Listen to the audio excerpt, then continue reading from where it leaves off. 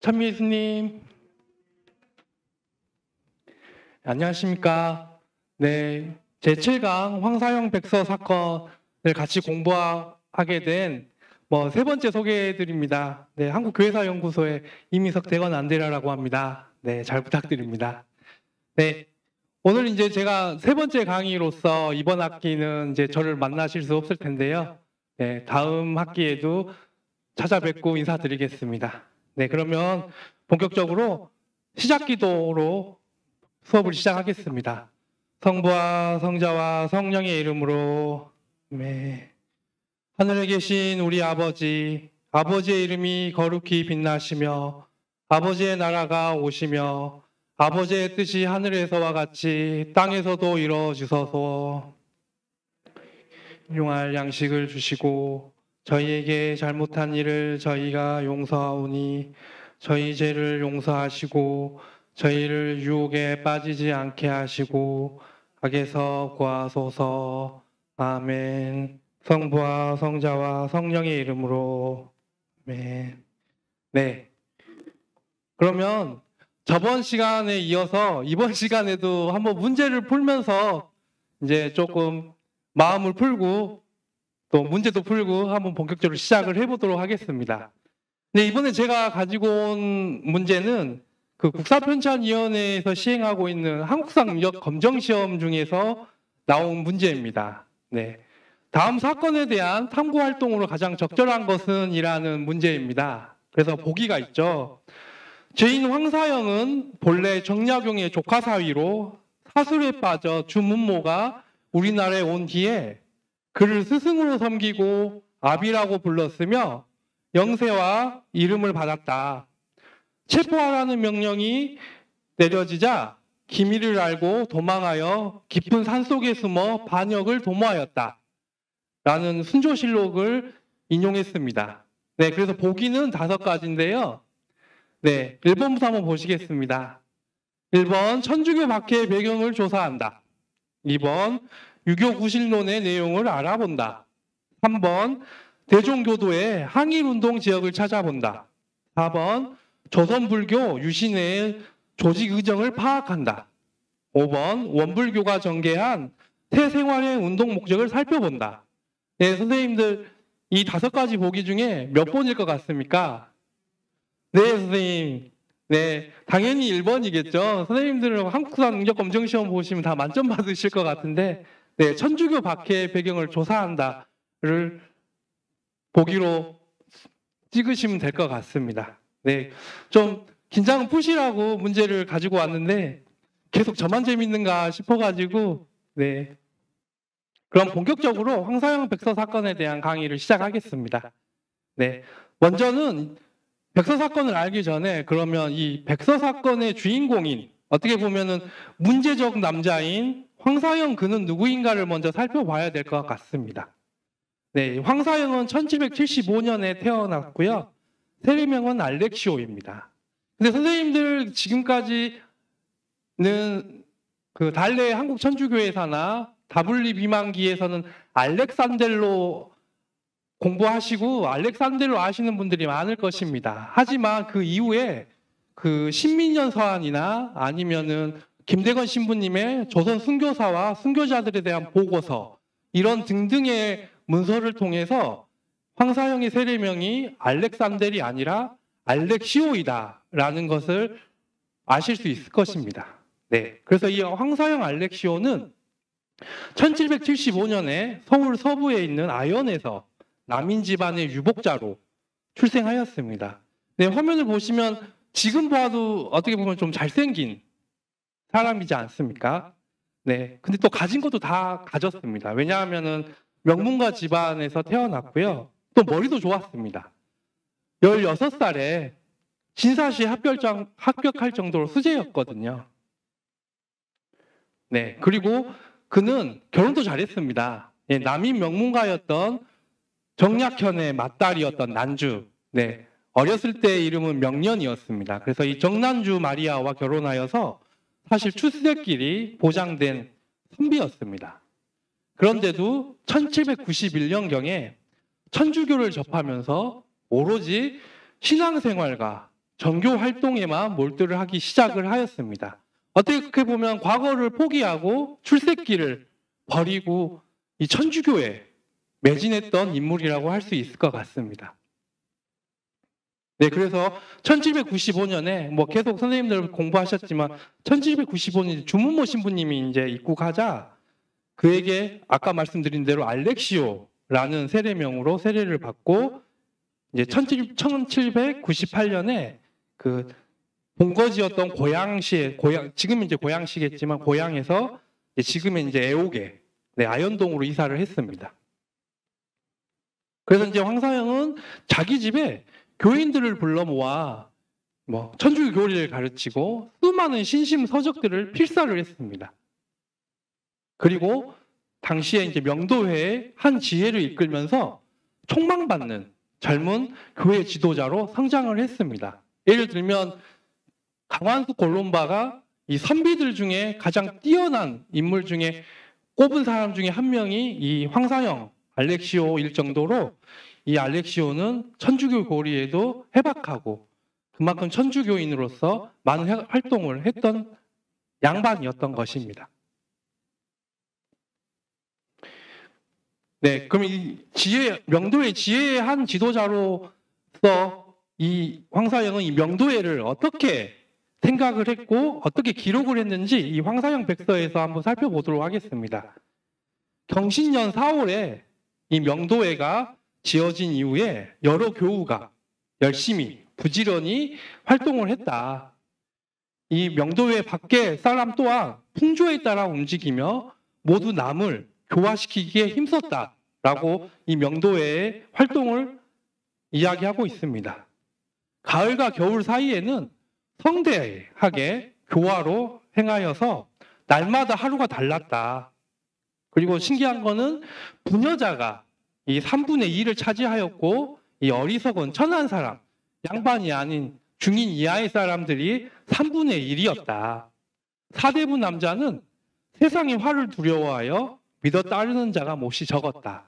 이거는 선생님들도 잘 아시겠지만 진사 사건 이후에 이 양반 세력들이 이제 탈피해가는 모습들을 설명하는 것입니다. 그만큼 명도회는 이 진사 사건 이후에 이 양반 세력이 아니라 중인 이하의 세력들에 의해서 활성화되었다고 보여지는 것이죠. 이렇게 촉망받고 명도회 활동도 지극히 열심히 하던 이제 황사영은 이제 1801년 사실 이때 신주박해가 터진 이후에 이제 2월 10일경에 황사영 체포령이 떨어지게 됩니다. 어떻게 해서 체포령이 떨어졌냐 하는 걸 살펴보면 정약용의 집에서 압수한 서찰 중에서 황사영의 서한들이 발견이 됐고 또 정약용은 이 신문 과정에서 황사영이 천주교 신자라고 자백을 하기에 이르릅니다. 그러면서 이제 2월 10일 체포령이 떨어지기 전에 이제 황사영은 이제 2월경에 서울집 아까 말씀드린 이 애호계에서 나와서 선생님들 잘 아시는 이제 배론으로 이제 피신을 하기에 이르릅니다. 피신을 하고 이제 황사영은 이 신유박해 이 상황에서 어떻게 해야 되는지를 궁리하고 궁구를 하고 있습니다. 그래서 이 조선교회에 닥친 시련을 극복하고 교회를 재건할 방법을 모색하기에 이르릅니다. 그래서 8월 26일 날에는 주문모 신부의 밀사였던 황심을 만나 북경 주교, 구배아 주교님이시죠. 구배아 주교에게 도움을 청하기를 이제 결정을 하고 9월 22일에는 이 구배아 주교에게 보낼 이 문제적인 서한인 백서를 완성하기에 이르릅니다. 하지만 선생님들 다 아시겠지만 이 백서는 이 구배아 주교님에게 전달되지를 못합니다. 왜 못했을까요? 그거에 대해서 한번 살펴보겠습니다. 1800년 겨울에 이 북경에 이 신유박해를 알리려고 갔다가 오던 이 옥천이가 이 조선으로 돌아오면서 의주에서 체포를 당합니다. 그리고 옥천이의 자백으로 1801년 9월 15일에는 이 황심 토마스가 체포를 당하면서 전달되지 못하는데요. 그 이유는 이 옥천이와 황심이 이 구베아 주교님에게 전달하는데 책임 있는 인물들이었기 때문입니다. 그리고 이제 황심이 옥천이에 의해서 이제 잡혔다면 이 황심의 자백으로 황사영이 9월 29일에 체포되기에 이르릅니다. 그 문초 기록을 보면 황심은 그 더 이상의 피해를 막기 위해서 황사영의 숨어 있는 지역을 밝혔다라고 고백을 하고 있습니다. 그래서 이제 10월 3일에 의금부에 이송이 되었던 황사영은 9일부터 15일까지 6차례에 걸쳐서 국문을 받습니다. 그리고 대역 죄인의 명목으로 11월 5일 날 옥천이 현계엠과 같이 순교하기에 이르릅니다. 그러면 황사영 백서가 이 구베아 주교에게 전달되기 위해서 필요했던 인물들은 어떤 인물들이었는지 잠깐 소개를 해드리고 다시 넘어가도록 하겠습니다. 그럼 이 중요한 인물이었던 이제 옥천이 요한에 대해서 한번 살펴보겠습니다. 이 옥천이 요한은 평안도 선천 출생으로 1794년부터 이 동지사의 마부로 북경을 왕래하기에 이르릅니다. 그만큼 동지사의 일행이었기 때문에 이 천주교인에 포섭될 수 있는 가장 큰 역할을 할 수 있었던 인물이었던 거죠. 그래서 1797년에 이제 황심을 알게 되어서 교류를 하게 되었고, 조선교회의 서한을 구베아 주교에게 전하고 답장을 받아오는 일을 하였습니다. 다행히 동지사의 마부였기 때문에 그 일을 쉽게 할 수 있었던 역할을 할 수 있었습니다. 그리고 그렇게 서한들을 주고받는 일을 하다가도 이제 구베아 주교님에게 요한이라는 세례명을 받기도 합니다.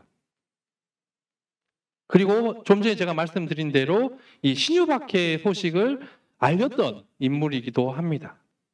그런데 안타깝게도 이제 1801년 6월에 이제 알리고 돌아오는 길에 의주에서 체포되고 포도청으로 압송이 되었던 인물입니다. 그래서 이제 옥천이는 이제 신문 과정에서 황심을 발설을 하게 되고, 황심이 곧 황사영의 은실처를 발설하면서 황사영도 잡히게 되었던 것은 아까도 말씀드렸지만, 그 이후에 이제 1801년 11월 5일 날 서소문 밖에서 황사영과 함께 순교하기에 이르릅니다. 그럼 황심 토마스는 어떤 인물일까요?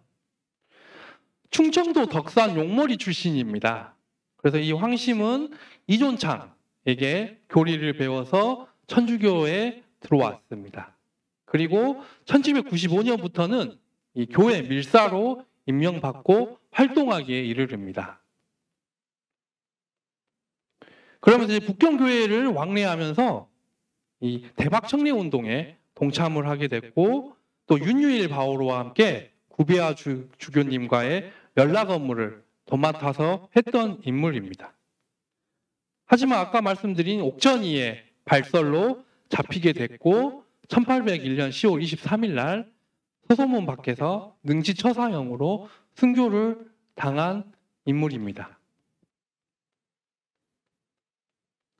네, 황사영 백서와 관련된 이 두 인물을 이제 살펴보았고요. 다시 본격적으로 다시 황사영에게 다시 돌아온다면, 황사영 백서 사건의 여파로 이 황사영만이 아니라 이 황사영 가족들도 피해를 받습니다. 그래서 이 황사영의 가족들도 노비가 되어서 섬으로 유배를 당하는데요. 일단은 황사영의 어머니였던 이윤혜, 그리고 부인이었던 정난주 마리아는 각각 거제 그리고 제주도로 노비가 되어서 떠납니다. 그리고 황사영의 아들이었던 황경환, 역시 전라도 영암군 추자도에 간노비로 가게 되는데요. 부인이었던 정난주 마리아는 아들이 노비가 되는 것이 안타까웠습니다. 그래서 황경안을 제주도 유백길에 추자도 애초리 바닷가 바위 위에 남기고 제주도로 떠납니다. 그래서 이 황경안은 이후에 그 오씨 집안 사람들에게 발견되어서 성장을 하게 되었습니다.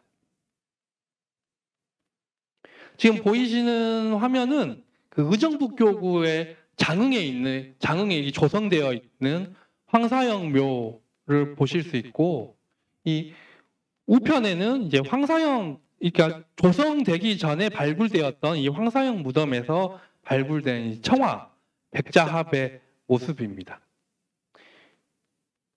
이 백자합 안에 그 정조가 여기에 묶어주었다는 이 비단의 흔적이 보인다는 것도 선생님들도 잘 아실 겁니다.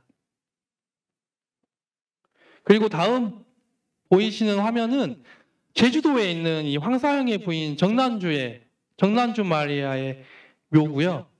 그리고 오른편에는 추자도에 있는 황사형의 아들 황경안의 묘를 보실 수 있습니다. 그렇다면 이제는 이제 황사형 백서의 내용을 한번 살펴보도록 하겠습니다. 천주교 주요 지도자였던 황사형의 체포는 이 신유박해 과정 안에서도 큰 사건이었습니다. 하지만 이 조선 조정을 더 놀라게 했던 것은 이 황사형이 작성한 백서의 내용이었습니다. 그 이유는 무엇이었냐면 그걸 살펴보도록 하겠습니다. 황사형 백서는 북경에 있는 구비아 주교에게 보내는 조선교회의 사정에 대한 보고서, 즉 신유박해에 대한 이 상황을 작성했기 때문에 이 신유박해 보고서이자 또 이 신유박해를 타개할 수 있는 조선교회의 도움을 요청하는 청원서의 성격을 갖고 있습니다. 그렇다면 황사형은 이 백서를 쓰게 된 동기는 무엇일까요? 이 백서 안에서 이 동기를 한번 찾아보겠습니다. 급기야 사옥, 즉 신유박해가 일어나자 피신하였는데 한편 신부의 생명을 보존하지 못하게 되어, 이 신부는 누구입니까? 네, 주무모 신부님이시죠. 이 아까도 말씀드렸지만 이 황사형은 이 주무모 신부님을 꽤나 많이 흠모했고 따라다녔고 했습니다. 그런데 그렇게 존경하지 마다하지 않던 이 신부님이 이제 보존되지 못하는 상황 속에서 이 통탄스럽고 세상에 살 마음이 이제 없어서 이 배론에 들어가서 오로지 양교, 이 천주교를 널리 포교할 계획이었다라고 고백하고 있습니다. 즉 천주교를 더 널리 알리기 위해서 사명감을 가지고 이 황사형 백서를 작성했던 것입니다. 그럼 이 황사형 백서는 어떤 것일까 한번 살펴보도록 하겠습니다. 네, 보이시는 바가 이 황사형 백서입니다. 황사형 백서는 62 곱하기 38입니다. 그렇게 크지 않은 세명주에 122행 13,384자가 기록되어 있습니다.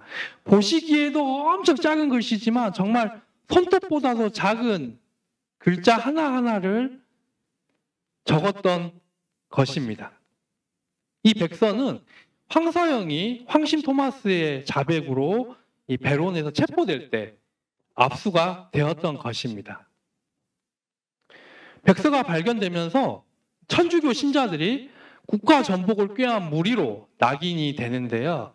제가 이 신유박해 강의 때도 말씀드렸지만 이 황사형 백서가 발견되면서 이 천주교 신자들이 드디어 국가 전복을 하는 수괴들로 이제 낙인을 찍히게 되는 상황입니다. 이렇게 황사형 백서가 이제 압수가 된 뒤에 이제 1894년경에 이제 의금부의 문서들이 소각될 때 우연히 발견됩니다. 이 상황을 좀 맥락을 좀 말씀드리면 이 1894년경이면 이제 우리나라가 좀 이제 근대로 들어가기에 이르릅니다. 그러면서 국가 기구들이 어떻게 보면 서양의 영향을 받아서 근대 국가 체계로 바뀌면서 이제 그 전에 쌓여있던 조선 시대의 기구였던 의금부에 있던 문서들을 이제 소각을 하다가 발견됐던 것입니다. 그리고 이 발견이 됐고 당시에 8대 조선 대목구장이었던 이제 미텔 주교에게 이 황사영 백서가 전달되기에 이르렀고 이 미텔 주교는 이제 백서의 내용을 프랑스어로 번역하여서 1925년에 홍콩에서 간행을 하기에 이르릅니다. 그 이유는 그 1925년 7월 5일 날 이 10옥식 때문입니다. 이 7월 5일 로마에서 거행된 조선 순교 복자 79위 10옥식에서 이 원본과 지금 보이시는 이 원본과 프랑스어 번역본을 당시 교황 비오 11세에게 봉정을 했던 것입니다. 그래서 이 백서의 원본은 지금도 이 교황청에 있는 이 바티칸 민속박물관에 소장되어 있는 상황입니다. 그러면 이 황사영 백서의 내용은 어떤 것인지 한번 살펴보도록 하겠습니다. 이 황사영 백서는 서론, 본론, 결론으로 구성되어 있는데요. 황사영은 서론에서 이러한 내용을 적습니다. 구비하 북경주교에게 조선의 대규모 박해가 일어났음을 보고하고 있습니다. 즉 신유 박해를 보고하고 있는 것입니다. 그리고 본론에서는 신유 박해의 발발과 진행 과정, 그리고 주문모 신부 등을 비롯한 20명의 순교자의 순교 사실들을 작성을 했고, 또한 이 교회 재건과 신앙의 자유를 얻기 위한 방안을 모색하는 것을 적고 있습니다. 그럼 황사영은 신유박해가 왜 일어났는지를 밝히고 있는데요. 그 원인을 대략 두 가지로 보고 있습니다. 제가 그 저번 시간 신유박해 때도 말씀드렸지만 이제 노론 벽파와 남인 시파의 당쟁이었다라고 이해하고 있습니다. 어떻게 보면 황사영 입장에서는 현대사인데 현대사를 정확하게 짚고 있는 것일 수도 있을 것 같습니다. 두 번째는 정조에 대한 정순왕후의 원한이라고 하고 있습니다. 네, 정순왕후가 이후에 이 벽파와 함께 신유박해를 일으키지 않습니까? 그렇기 때문에 어떻게 보면은 이 당대의 인물이 당대사를 정확히 꼬집고 있다고 할 수 있을 것 같습니다. 그럼 다음으로는 이 황사영은 어떻게 보면 여기 본론 중에서도 가장 중요한 내용인데요. 황사영 교회 재건 방안을 크게 5가지로 제시를 하고 있습니다. 첫 번째는 이 조선 교회 재건을 위한 재정 원조 요청을 하고 있습니다. 신유박해 이후에 어떻게 하면 재건을 할 수 있을까에 대한 재정적인 원조인데요. 먼저 여기서는 제가 작성은 안 했지만 황사영은 이렇게 이야기하고 있습니다. 이 조선교회가 돈이 있었다면 주문모 신부님을 더 안전한 곳에 모실 수 있었을 텐데 이 재정적인 문제 때문에 그러지 못했고 그 결과로 이 주문모 신부님이 잡혔다라는 이야기를 하고 있습니다. 어떻든 황사영은 조선교회의 재건을 위해서는 이 재정 원조가 필요하다. 그 이유는 그 이후에도 선교사 영입은 필요했고 또 선교사가 영입된 이후에는 이 조선에 들어오신 선교사의 봉양을 위한 비용이 필요했기 때문입니다. 그렇기 때문에 첫 번째로 중요했던 재정 원조를 먼저 작성을 하기에 이르릅니다. 그 다음으로는 북경교구와 조선교회의 안정적인 연락체계의 마련에 대해서 기술을 하고 있습니다. 그럼 어떠한 내용이냐 하면은 체계적인 정교 준비를 위해서 교우를 국경에 파견하여 선교사에게 조선 언어를 교육시키는 방안입니다. 어떻게 보면 선교사들이 입국에 있을 때 가장 첫 번째로 부닥치는 문제는 언어일 것입니다. 그렇기 때문에 이 우리나라 교우, 그 당시 조선 신자들을 국경에 파견해서 국경에서 먼저 선교사들에게 한 우리나라 언어, 그 당시 조선어를 먼저 교육시키는 방안을 먼저 살피고 있습니다. 어떻게 보면 가장 중요한 것 중에 언어 능력이기 때문일 것 같습니다. 그리고 두 번째로는 청 국경에 고정 연락처로 점포를 설치하자는 것입니다.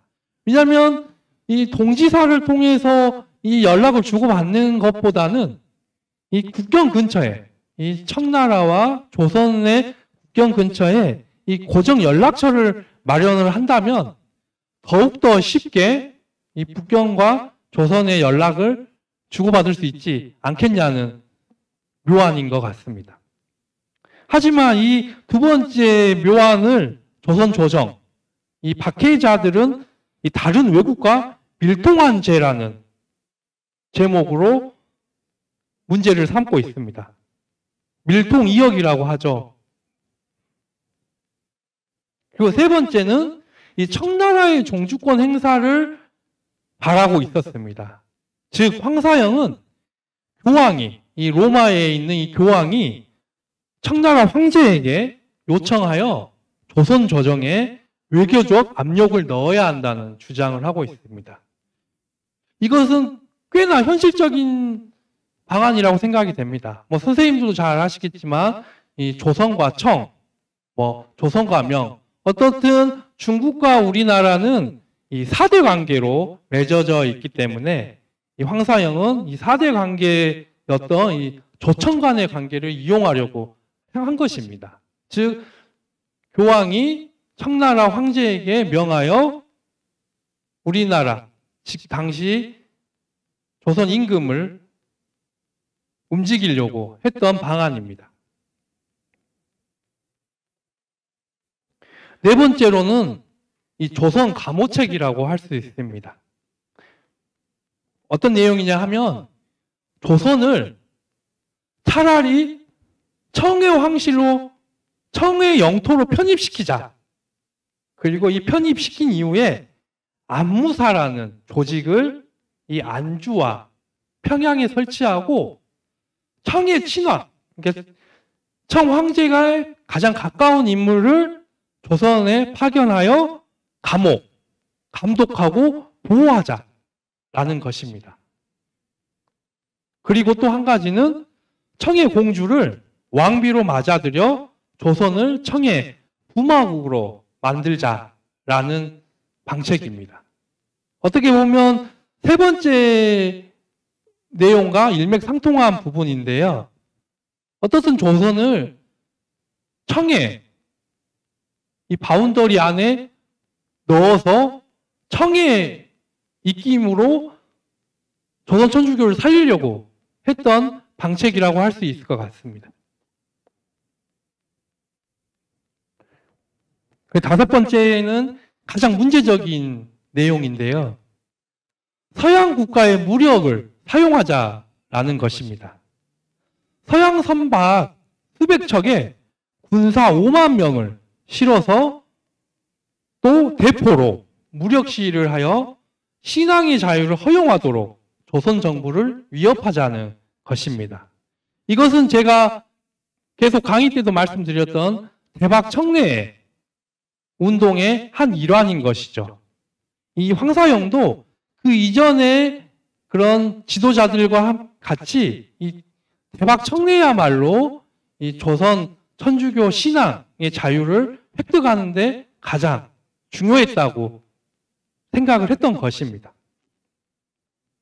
그래서 이 다섯째 방안은 천주교가 외세를 끌어들여 국가를 전복시키려 했다는 증거로 받아들여지게 되었고, 지금의 이 역사학자들 사이에서도 이러한 방안이 반민족주의적인 방안이었다라고 비판을 하게 되는 그런 방안이었죠. 하지만 사실은 황사영은 이 전복을 꾀한 건 아닙니다.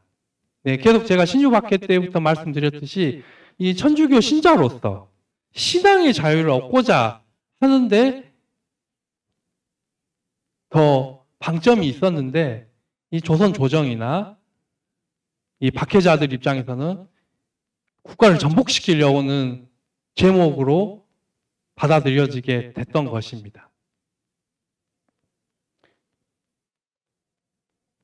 네, 이렇게 지금까지 본 것이 본론입니다. 그러면 백서의 끝부분, 결론은 어떤 내용이냐 살펴보면 이 박해로 인해 교회 규칙이 지켜지기 어려운 사정에 대해서 호소를 하고 있습니다. 뭐냐 하면 이 대소제, 즉 금식과 금육의 관면을 요청을 하고 있습니다. 이것도 꽤나 이 현명한 방책 중에 하나라고 저는 보여지는데요. 그 이유는 현실적으로 금식과 금육이 당시 이 박해 상황에서 천주교인임을 드러나게 하는 거고, 또 한편으로는 밀고의 대상이 될 수 있고, 왜냐하면 왜 이 사람 금식을 하고 금육을 하지? 이거는 그러면 천주교인이다 라는 걸 드러내는 거기 때문입니다. 그리고 또 한편으로는 이 박해 상황에서 피난 중인 교우의 건강을 염려한 조치라고 하고 있습니다. 그만큼 피난 과정에서 그 와중에도 잘 먹지 않는다면은 건강을 해칠 수밖에 없기 때문에 이 대소제 또한 꽤나 중요한 방안 중에 하나였던 것 같습니다.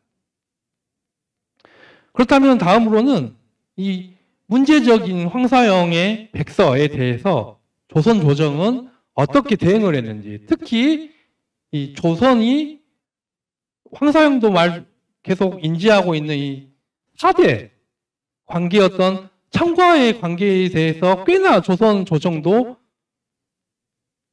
꽤나 걱정을 하고 있었기 때문입니다.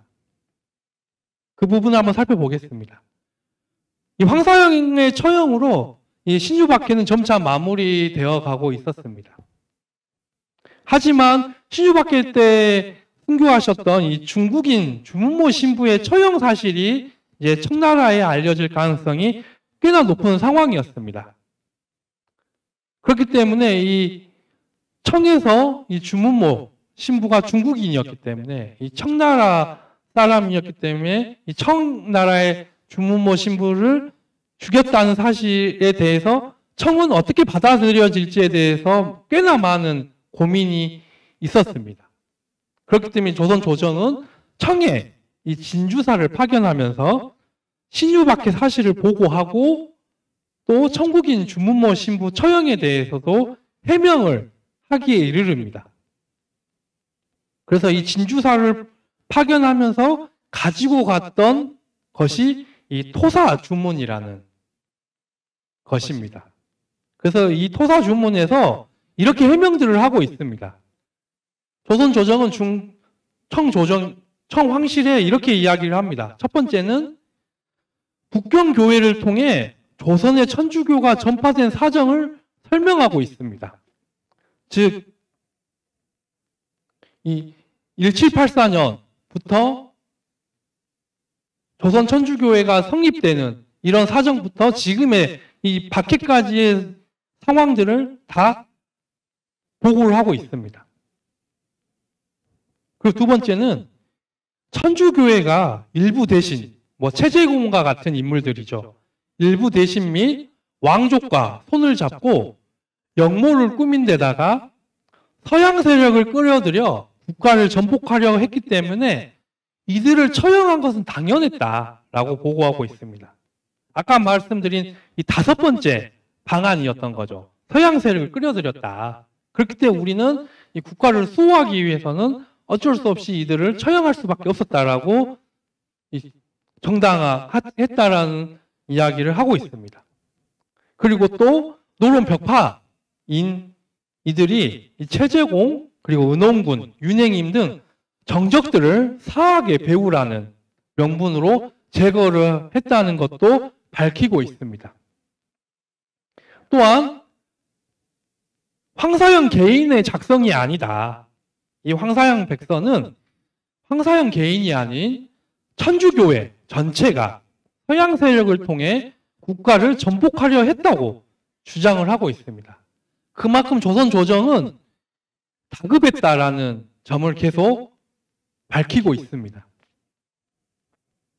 그리고 세 번째는 계속 중국을 통해서 조선 천주교회가 발전하고 있는 거기 때문에 국경지대에 대한 청조정의 단속을 요청을 하고 있습니다.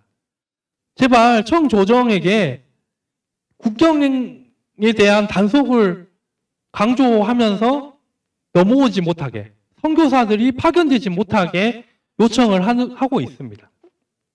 그 네 번째로 변명은 가장 중요한 것이죠. 어떻게 보면 조선 조정에서는 이 부분을 해명하기 위해서 토사 주문을 올린 것이기 때문입니다. 주문모는 중국인이라고 하지만 밀입국하여 조선 사람으로 행세함으로 중국인인지 조선인인지 진위를 가리기 어려웠다. 그리고 이 시세가 급박하였기 때문에 이 박해라는 이 시세가 급박하였기 때문에 처단할 수밖에 없었다는 점을 강조하고 있습니다. 그럼 이렇게 조선 조정의 이 외교적 대응에 대해서 그럼 청은 어떻게 반응을 했는지 한번 살펴보도록 하겠습니다. 즉 청조정의 회자문이죠. 답변서입니다. 그럼 청조정은 어떻게 답변을 했는지 한번 살펴보겠습니다. 조선 조정의 천주교 탄압이나 주문모 신부의 처형은 사실 문제를 삼지 않겠다라는 뜻을 전달을 하게 되는데요. 그 이유는 그 당시 청나라의 그 내부적인 상황을 살펴보면 쉽게 확인할 수 있습니다. 1795년 이래 청나라에는 지속된 그 백령교의 난을 진압하는 데 골몰할 수밖에 없었습니다. 그렇기 때문에 청조정은 백령교의 난, 그리고 또 이 뒷부분에 살필 천주교 억압 정책은 그 당시 청나라도 하고 있던 상황입니다. 어떻게 보면 청도 이 시점에서 천주교를 박해하고 있었고, 또 한편 국내적인 상황으로 이 백령교의 난을 진압을 해야 되는 상황이었기 때문에 이 조선의 박해가 문제를 삼을 수 있는 상황이 아니었던 것입니다. 그렇기 때문에 조선의 천주교 박해를 질타할 이유가 없었고, 또 청 입장에서도 그 백령교의 난을 진압하는데도 골몰해야 되는 상황에서 천주교 신부였던 이 주문모 신부 때문에 이 조선과 외교적 마찰을 피해야 되는 상황이기도 했습니다. 그러니까 어떻게 보면은 조선 입장에서는 뒤에 살피는데요. 조선의 우려와는 달리 청과의 외교 문제는 사실은 원만하게 해결이 되었던 것이죠. 그리고 아까 이 토사 주문에서 밝혔던 북경 선교사들이 천주교 전파의 근원이다 라는 이 문제에 대해서 그런 적 없다고, 우리도 박해를 하고 있고 또 북경 선교사들이 조선에 넘어가는 일이 없다라고 변명을 하기에 이르릅니다. 그리고 이 국경지대에 대한 감시에 대한, 그리고 월경자에 대한 요구에 대해서 이 청조정도 알겠다, 국경지대를 잘 감시하고 월경자에 대해서는 체포를 하고, 또 조선인이 잡힌다고 했을 때는 반환을 약속하고 있습니다. 그리고 조선과 함께 천주교 박해에 대한 공동 보조를 맞추겠다고 약속을 하기에 이르릅니다. 어떻게 보면은 조선의 걱정과 달리 청나라도 일련의 박해를 과정을 겪고 있었고, 또 백령교도를 진압하기에 바빴기 때문에 이 주문모 신부 사형에 대해서 신경 쓸 겨를이 없었던 점에 있어서는 청조정의 그런 모습은 조선 입장에서는 엄청난 다행이었던 것입니다.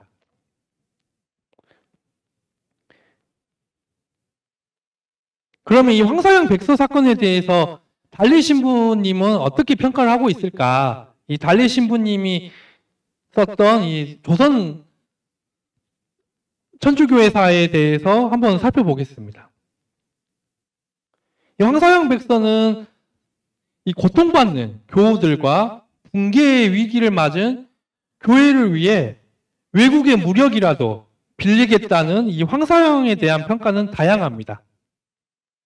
예를 들면 이 황사영에 대해서 외세와 결탁한 비이성적 또한 반민족주의자라고 혹평을 가하고 있는 상황 속에서 달리 신부님은 어떻게 생각하고 있는지를 한번 살펴보도록 하겠습니다.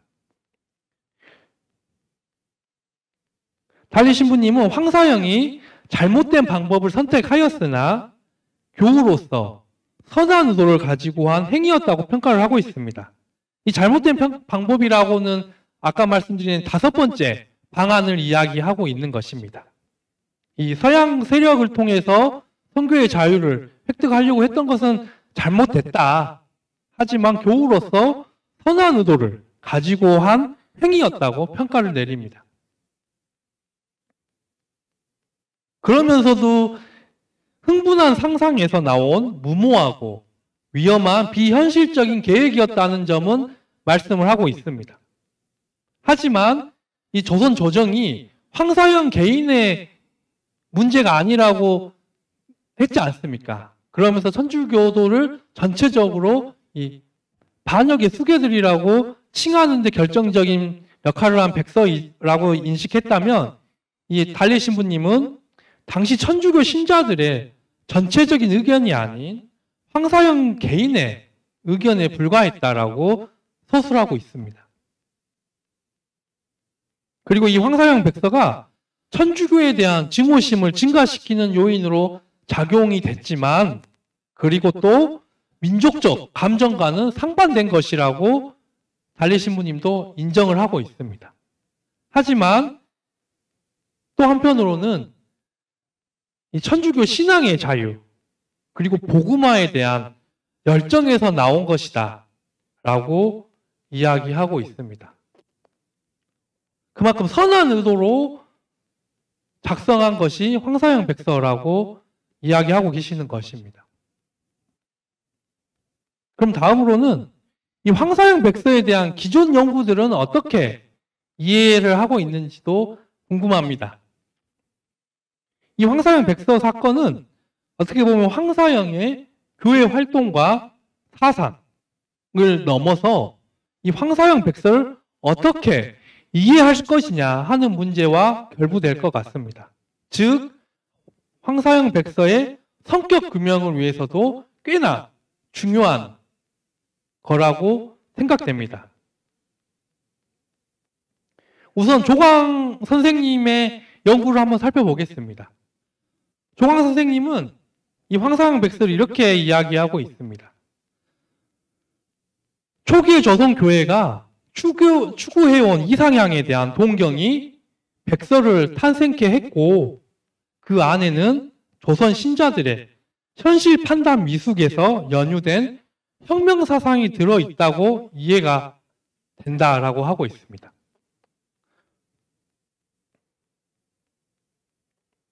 그 두 번째는 그 일본의 스즈키 선생님이 이야기하는 것입니다. 계속 이야기되고 있는 기존의 대박 청래 운동과 또 조선 후기에 이 조선에서 크게 걱정을 했던 이 정감록 사상의 영향으로 백서가 탄생한 것으로 설명을 하고 있습니다. 그렇기 때문에 이 백서는 기존의 대박 청래 운동 그리고 조선 후기에 횡행했던 이 조선 왕조를 전복하려고 했던 사상들이 있는데 그 중에 가장 중요했던 사상이 정감록이었습니다. 이 정감록의 영향에 의해서 백서가 탄생했다라고 하고 있습니다. 그러니까 어떻게 보면 둘 다 어떻게 보면 부정적인 생각을 갖는 거죠. 미성숙했고, 네, 조광 선생님처럼 이 미성숙에서 연유된 혁명이었다. 그리고 이 스즈키 선생은 이 정감록, 그 당시 조선 후기에 횡행했던 이 정감록의 영향을 받았다. 하고 있습니다. 반면에 이 하성래, 이 교회 사학자였던 이 화성래 선생은 황사영이 교회 재건에 소명의식을 갖고 성직자 영입과 신앙의 자유를 획득하기 위해 백서를 작성했다라고 강조하고 있습니다. 아까 동기에서도 살폈지만 황사영이 이 신유박해 이후에 자신이라도 살아남을 수 있었다는 거에 감사를 하고 내가 포교에 힘써야겠다라고 했듯이 하성래 선생도 이 점에 대해서 주목을 한 것입니다. 그래서 성직자의 영입, 신앙의 자유를 위해서는 백서를 작성할 수밖에 없었다. 그리고 이 다섯 번째, 이 문제적인 이 다섯째 방안 또한 무력이 아닌 외교적 교섭을 통해 이를 달성하고자 한 것이라고 주장을 하고 있습니다. 즉, 조선을 전복하려고 작성한 백서가 아니라는 점을 하성래 선생이 강조를 했던 것입니다. 그리고 마지막으로는 이제 방상건 선생님이 그 당시 위정자의 입장에서 보면 그 내용이 어떻게 보면 이제 반역적일 수밖에 없었지만 황사영이 조선의 정치체제나 왕권을 부정한 것은 아니라 그 당시 이 노론 벽파 세력의 제거와 또 교회 재건을 목적으로 백서를 작성했다라고 보고 있습니다. 즉, 천주교회를 떠나서 조선이 망해가는 데 있어서 가장 문제가 되는 이 노론 세력의 제거가 필요하다는 점을 강조했고, 또 신유박해 이후에 이 교회를 재건하기 위해서 작성을 했다는 데 방점을 두고 있는 것입니다.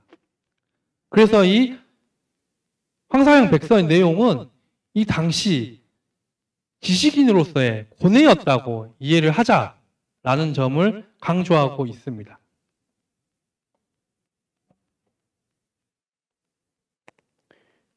다음으로는 이 토사 반교문을 한번 살펴보도록 하겠습니다. 이 토사 반교문은 척사 유능과 같은 성격을 가지고 있습니다. 신유박해가 끝나고 나서 토사 반교문을 반포를 하게 되는데 이 반포하는 시점부터 한번 살펴보도록 하겠습니다. 황사영이 처형이 되는 11월 5일, 음력 11월 5일 이후에 그 이후에도 이제 조선 조정과 양반 사대부들은 박해를 더욱 강화해야 된다는 여론을 계속 내세우고 있습니다. 어떻게 보면 황사영이 처형이 되고 난 이후에는 사실은 마무리가 될 수 있었던 상황인데도 불구하고 이 박해자들 입장에서는 더욱더 박해를 강화하자고 요구를 하고 있었습니다. 그럼에도 이 대왕대비 김씨 그리고 그 당시 조선 저종은 박해가 해를 넘겨서 지속되는 것에 대한 정치적 부담을 가질 수밖에 없었습니다. 왜냐하면 이제 민심을 다시 되돌려야 되는 상황이었기 때문입니다. 그렇기 때문에 이 조선 조정에서는 더 이상의 잡아들이려고 하는 것을 포기를 하고 방금 말씀드린 대로 황사영의 처형을 계기로 박해를 종식하고자 합니다. 그래서 이 신유박해 과정 속에서 체포된 신자들에 대한 판결을 서두르고 해가 지나기 전 연말까지 모든 처형을 마무리하기에 이르릅니다. 그리고 이 모든 과정을 종묘에 보고를 하고 1년여간의 박해를 종료를 하고 있습니다. 그러면서 조선 조정의 정체성과 국시, 즉 유교 사회를 천명을 하게 됩니다.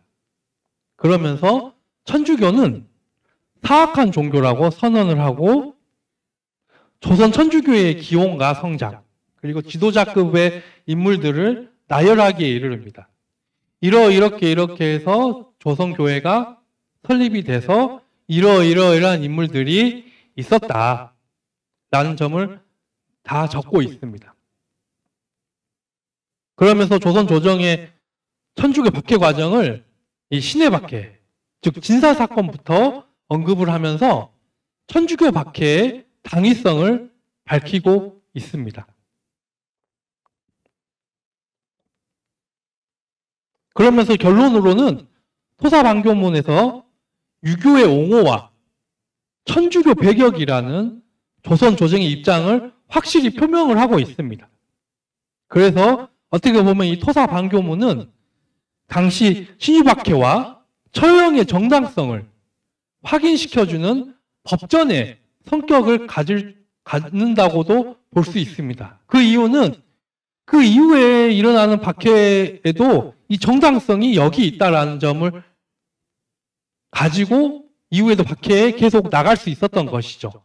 계속 강조하지만 신유박해 이후에 황사형 백서 사건 이후부터 어떻게 보면 조선 천주교의 인물들은 이 반역의 수괴로 낙인 찍혔기 때문에 이 반역의 수괴는 박해를 할 수 있다라는 어떻게 보면 법전의 역할로서 사용이 될 수 있었던 것입니다. 그래서 이 마지막 순교자들에 대해서도 한번 살펴보겠습니다. 이 조선 조정은 빨리 이제 신유박해를 끝내려고 하였기 때문에 이 신유년 12월에 아직 처형되지 않았던 교인들을 사형 집행을 하기에 이르릅니다. 그래서 12월 26일 서소문 형장에서는 이경도 가롤로, 제가 저번 신유박해 때 순교자들 중에 이순이 루갈다를 살펴보지 않았습니까? 이 이순이 루갈다의 오빠였던 이경도 가롤로, 송경윤 등을 처형하였고, 12월 26일 같은 날에 여주 지역에서는 이 정광수라는 분이 참수를 당합니다.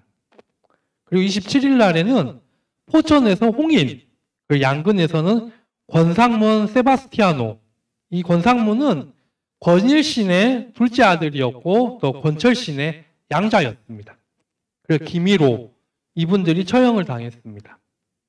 그리고 홍주에서는 김기동, 황일광, 또 경기도 광주에서는 한덕훈이 처형당하기에 이르릅니다. 이렇게 하면서 이제 마지막 순교자들 처형하면서 이제 조선 조정은 이 신유박해를 종식하려고 했던 것입니다. 그렇다면 선생님, 신유박해 기간 동안에 그러면 순교자의 숫자는 얼마나 될까 궁금하지 않습니까? 황사형은 이 백서에서 이렇게 말하고 있습니다. 1801년 10월 말까지 서울에서만 300명이 처형이 당했다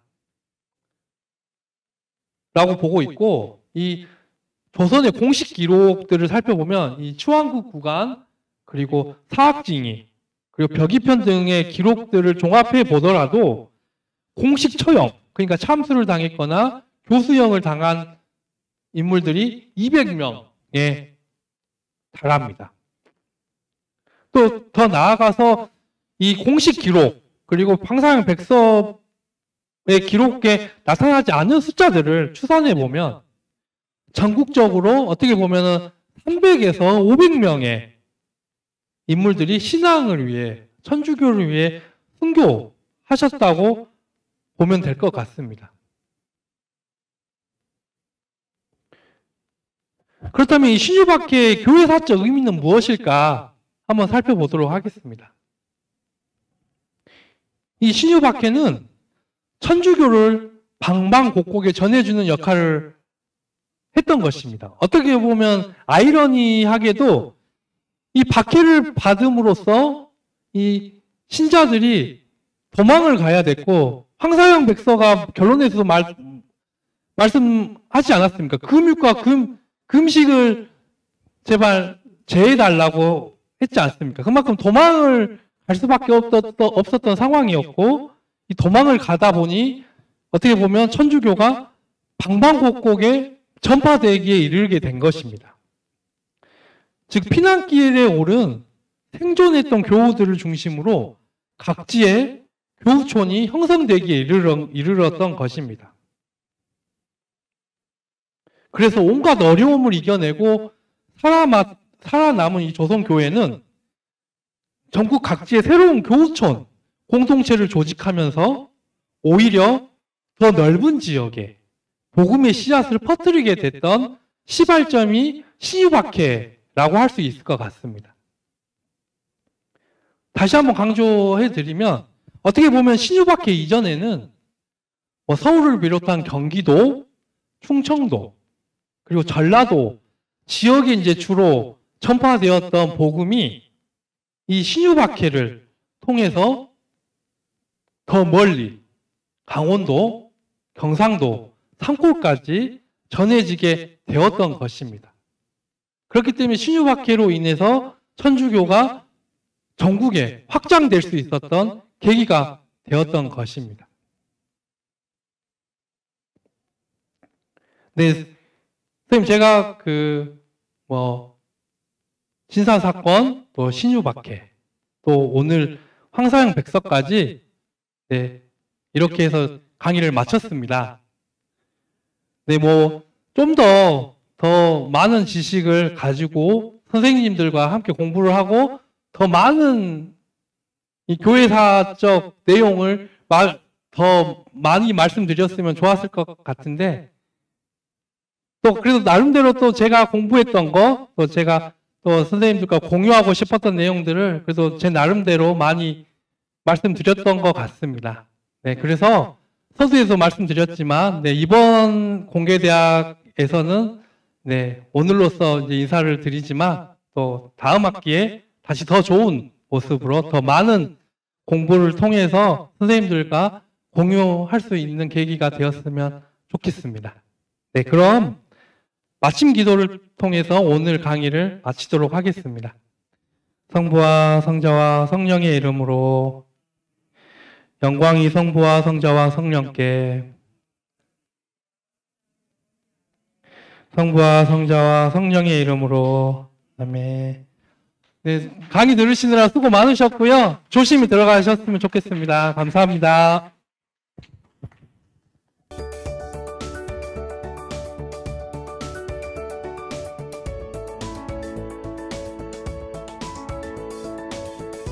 롱고바르도 신부의 중국 선교 보고서가 출간이 되었습니다. 자료 총서는 중요한 교회사 사료를 연구자들이 쉽게 이용할 수 있도록 원문을 현대어로 쉽게 풀고 자세한 해제와 함께 가능하면 원사료까지 포함하여 제공함으로써 한국 천주교회사 연구를 활성화하기 위한 좋은 자료를 소개함은 물론 교회사 연구와 발전에 한국교회사연구소가 도움을 주고자 합니다.